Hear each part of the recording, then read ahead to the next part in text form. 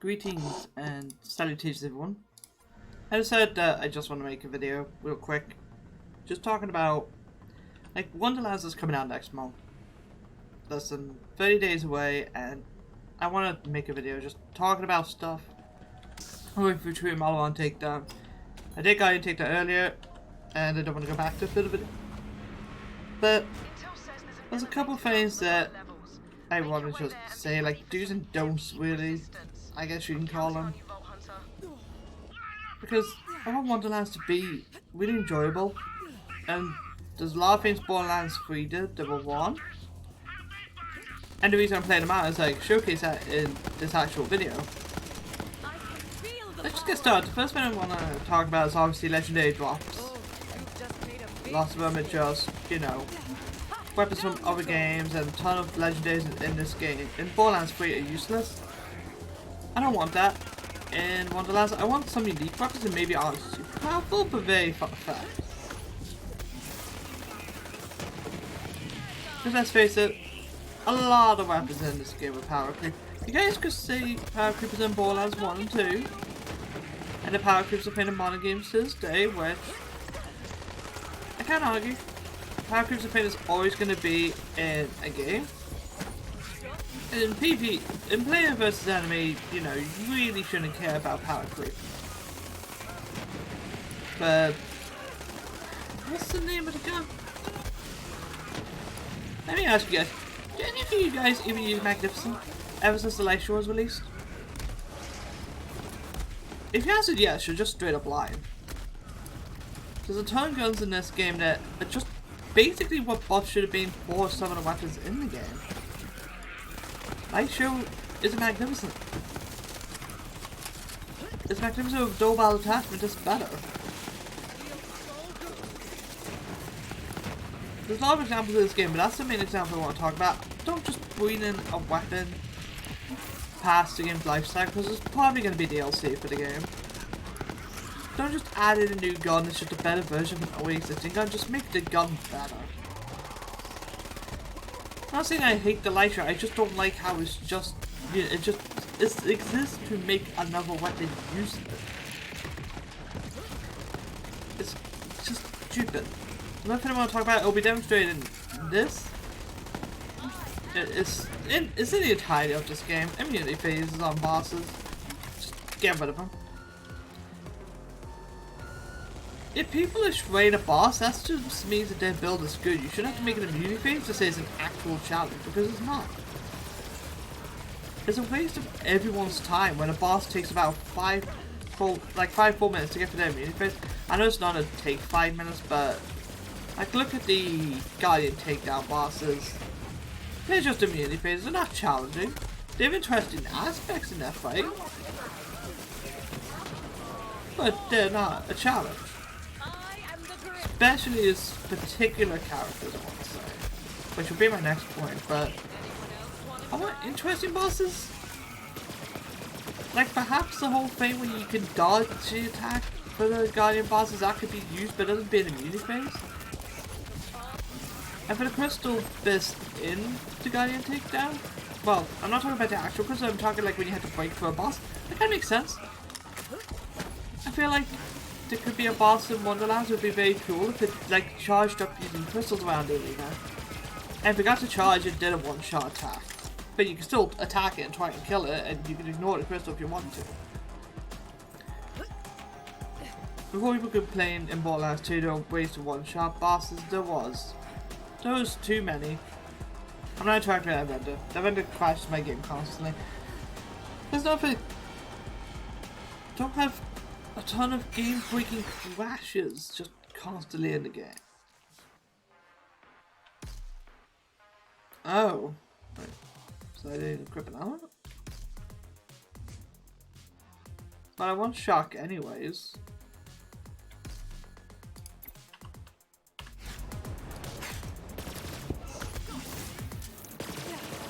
Yeah, I just don't think immunity phase should be a pain, and also obviously fix crashes and stuff. But let's get to the meat and potatoes of this. I want to talk about characters specifically. Again, gonna use this game as an example. You guys see me on true Malamon takedown right now. I'm not even trying. Characters like Amara and Zane are stupid. But not for the reason you think. My issue with them is more so their lifesteal abilities.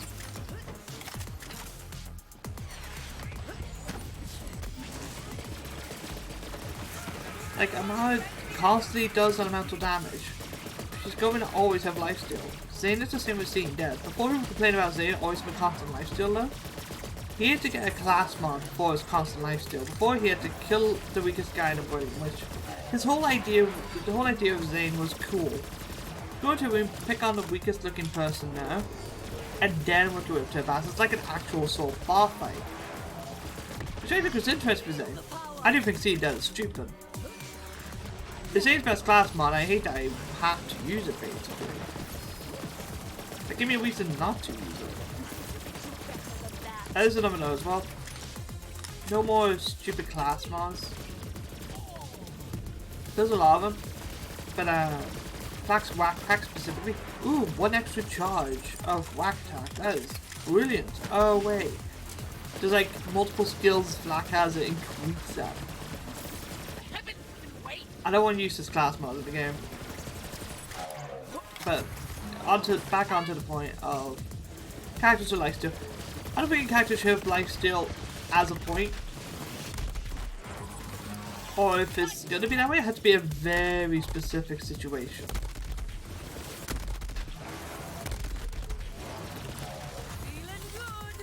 You guys could say Moo's also has lifesteal. She does. And it's not a class mod. That's a bit more tame, in my opinion, than Seeing Dead just giving Zane constant lifesteal. But it's more so with Amara I have an issue with. Look at what she's got. She's got full explosion. She's got multiple elements, just by existing. Like, literally just by existing. She'll struggle with some bosses, but not much. She also has a self-revive. She can just get back into the fight instantly if she feels like it, because Guardian Angel. She's a character that has so much. Before people say Amara's the best character in the game, start complaining about it. People say the same thing about Salvador. Salvador's best because of its glitch though. But Amara is literally a character that has everything. You could say he's in this life still, but that's because of the way Borderlands 2 work. Actually, might end up dead by the looks of it. But Salvador's life still was, he would always just run around with a Quag Howl. Like, he'd always have a Quag nozzle equipped. Yes, Pepe Howl was stupid. I don't want anything like that in Wonderlands. Okay, still living. Okay, so go with this. Yeah, I don't, like, I think the whole thing is that the characters never test before Borderlands be released. That much is obvious. And Seeing Dead, you know, it made Zane a better character than he already was, but he was fine to begin with. He didn't actually need it. Seeing Dead. Seeing Dead just made it so people could pick up and play Zane, which is the same playstyle Amara has. Which I mean, sure, being able to pick up and play the game is fine, but I don't think Lifesteal was a way to go. Especially the amount Amara has. They actually nerf Zane's, but look at Amara's. They nerf Zane to 2%. Amara has 4 with just 1 point. Don't make it percentage based. Make it based on the amount of health you have if you have to put Lifesteal on the character. But if not, just don't have Lifesteal on the character. I think it's stupid in general.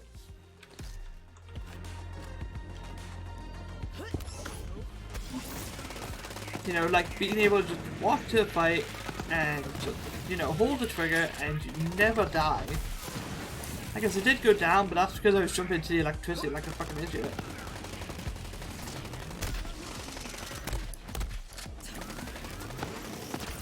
Doesn't help a health gain either.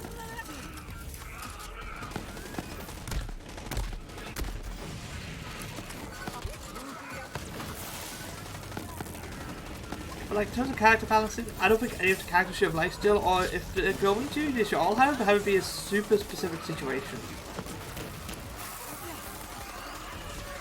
Like having to hit an enemy on specific body part with a certain manufacturer and element or something. Because yes, it is lifesteal in Borderlands. It's been there since 2 with Maya and then the Guag nozzle after that. Don't make it way too accessible. So anyone can just heal up. Just by shooting that person. It's pain.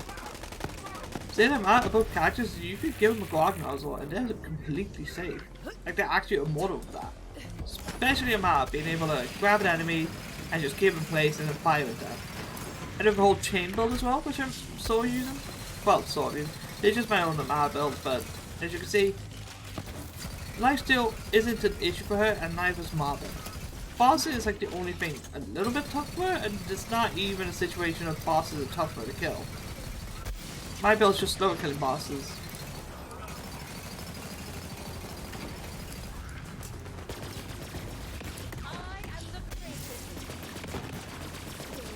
That's it. We've been talking about post-game content for Wonderlands because I feel like it's gonna get a couple. I don't know. I imagine it would get DLC. Don't have the DLC be too easy and finish in a couple of seconds. Look at you, Psycho Queeg and Fantastic Buster Club. It's too short of a DLC. I understand the story of it, and yes, they were limited. COVID was rampant at the time. That DLC was too short and too easy. There was a bunch of go from point A to point B areas. I like the DLC, probably one of my favourites in terms of story, but in terms of gameplay, the Queeg DLC, pretty bad. Especially with all the bosses having multiple immunity phases and moving around all over the place.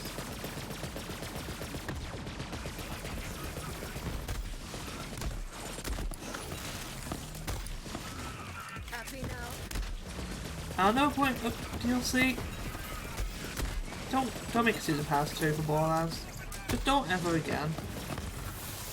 Like, if the developers are watching, just don't. For the reason why, season pass 2 of Borderlands 3, this is absolute shit show. You get a Battle Royale carbon copy, which is against AI with some good loot and some OP loot. But then you have the Ava Murder Mysteries. Don't develop a character in the way Ava did. Like, if the Borderlands whatever comes out, I hope that at the start of the game it's just made canon that Ava was never part of the story. It was like some fan fiction she wrote or something, because she's still an awful character. And don't kill a character like Maya as well, and then just make the person who was supposed to be her protege be like, oh, I forgot I had her powers. That's what Eva did in the Murder Mystery. She basically said, oh, I forgot Maya even existed. And don't have it be a stupid pun as well, like, oh, people have died in the Borderlands. Because who does she hire? In order to figure out who murdered these people? The Vault Hunters. What do Vault Hunters do? They go around the planet killing shit. No one's ever investigated why Zero killed some random bandit in Windshear Waste. So why should we care that some random guy got murdered? Like, the whole setup, I understand it's supposed to say we're gonna look for Lilith, but that's not the end of Borderlands 3 already did. Of course we know we're going to look for Lilith. Like, that was just repeating redundant information. Unless somehow all of the Borderlands 3 community forgot about the story by the time Season Pass 2 came out, which, good luck with that. The story was such a shit show that it's too difficult to forget. Okay, well, don't start just Borderlands 2 pandering.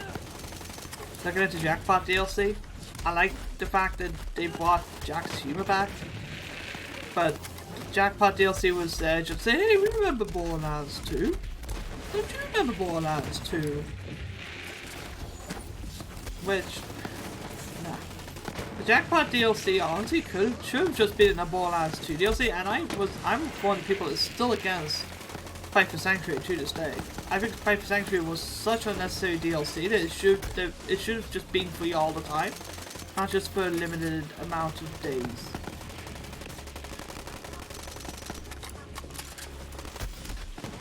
Yeah, don't just do what Pokemon does and pander to constant fame. To constantly, hey, remember this really good game that everyone loves. Which that's another topic. It's unrelated. I'm gonna say Scarlet and Violet. That's just a take on Red and Blue. They're once again Kanto pandering. They have to stop. But don't just say, hey, Borderlands 2, remember, Borderlands 0 accident that. If they're gonna do anything like that, I would rather just get backstory as to why the hell Axton went from hunting Volts with Gage to going back to his morning job and then being broke, having to host a battle royale with Salvador, because that's just stupid. Like, we see what happens to Salvador. He goes on the run but not paying his bar tab, and now he's hosting a battle royale. The Magnus could have just, you know, sent someone to kill Salvador. Before people say Salvador can't die, it's not canon they can use the thing. It's not canon they use it to grow a cold. Plus the Borderlands people, hunters would probably be able to kill Salvador in a couple seconds. I know I complain about these ball hunters, but let's face it, if they fought against other ball hunters from other games, well, just based on the fact that half of the Borderlands 3 ball hunters, the only ones that have life steal it isn't a gun, did win.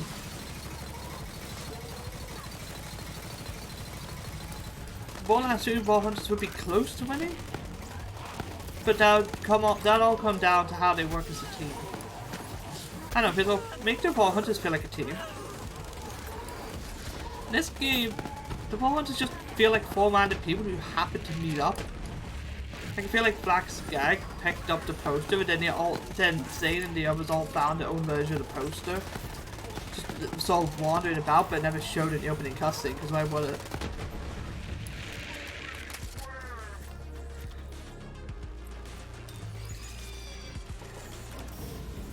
Hope is, well, I don't know. I know which character I'm gonna play when Wonderlands comes out. I'm gonna get the game. I don't see a reason why I won't. I'm just worried that the character I pick is gonna be overpowered, because when I pick a main character in Borderlands, it always seems to be the overpowered one.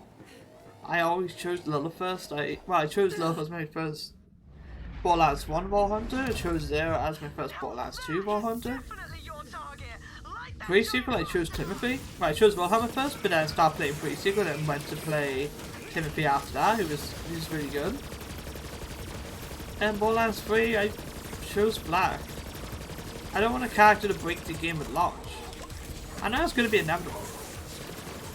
Like, they're not going to be able to do it. There's going to be a character that comes out. The one I want to pick is one with, like, the dragon spell. And they're probably going to have lifesteal. They're going to have lifesteal and boar. Oh, another complaint. Don't recycle skills. Well, if you're gonna take a skill like boar and make it based on critical hits for Zane, don't you have a class mod that just makes him get automatic rest? I know that whole point is for synergy. That's just stupid. That just made Zane one-shot bosses that you always want to have ammo against. Like Zane and I literally have it all. And before you say Flag's overpowered, I know Flag's overpowered. He's my main in this game. I literally made a build video where I was able to go through every content in the game. There's no issue that Flack can deal with. The only tough thing Flack can deal with is guiding take down. All you have to do is be smart about how you tackle it. Yeah, look at my health right there as well. Like, this is how Mara has it all. Link's enemies, and she can cause a chain like that, and then watch his health. Yeah. Sometimes a match just does a huge chunk of damage out of nowhere because she felt like it. Also, I don't even have to hit it that. I don't even have to rotate the shield. Look, face grasp, and I go right through shield.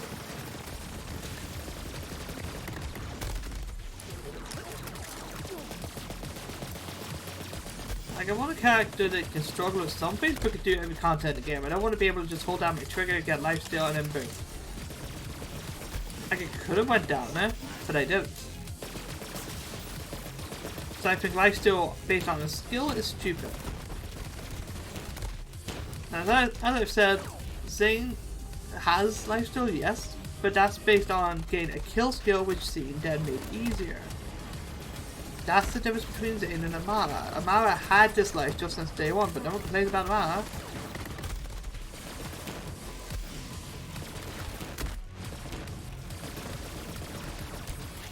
Because complaining about Amara, I guess, is a sin or something, but she is just a boring character with a boring playstyle.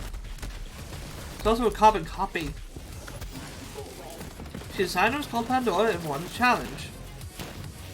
Because she was defeating every wrestler who wasn't a siren. Oh, who else went to Pandora because they wanted a challenge? Oh yeah, my favourite Borderlands character is Zero. Huh. How interesting. Like, Amara's backstory was that she was a wrestler that wanted to go to Pandora for more fame and glory. Sure, all well and good. But she's just a Maya / Zero mix. There's nothing unique about her story, other than she's a wrestler. Which of course she's not going to have a challenge in terms of wrestling, she's a siren. Another takedown. I'm even outpacing my own legend. Brilliant work, Foe Hunter. Oh, this returns brain. That's pretty much all the sort of complaints I have that I don't want to have to worry about in Wonderlands. I know that no one from Gearbox is going to watch this video. And before people complain about, you know, me talking about Amara and Zane's lifesteal and that, I'm not saying it to hate them. I'm saying it because I don't want Wonderlands to be another Borderlands 3. I like Borderlands 3 enough, but it's not a challenging game. Not in the slightest. As you can tell from me just being able to hold down left trigger and get through Model 1 takedown in a single try. That's sort of what I'm thinking for like Borderlands, for Wonderlands. But I'm Pathgal, I hope you guys enjoy this video and complaints sort of thing. And let me know if you guys even agree with a couple of my opinions. Specifically the point I want to put forward really is I don't want a character like Amara or Zane again in Borderlands. I say like Zane, but Zane's idea I like. Being able to pick on the weakest guy in the room, kill him, then work his way up to the toughest looking brute there is. I can get behind that idea. Zane Dead just, you know, took away half the effort. But Amara Lily has everything. Like, I don't even have Guardian Angel, but don't give a character a self-revive anymore. Or don't give him an Amara and Zane self-revive, because here's the thing. Amara and Zane are the only ones to have a self-revive like that they can get up instantly. Flak has his pet, yes, I understand that. And that is another complaint. Is that Flak's gag has a really stupid hitbox. I don't know if it still has it, but enemies cannot hit Flak's gag for the life of them. But yeah, I'm just going to end this video now before I go on a complete rant and forget what I'm talking about. But I'll see you guys at the end of Plants vs Zombies, where you guys will know what I'm going to play next.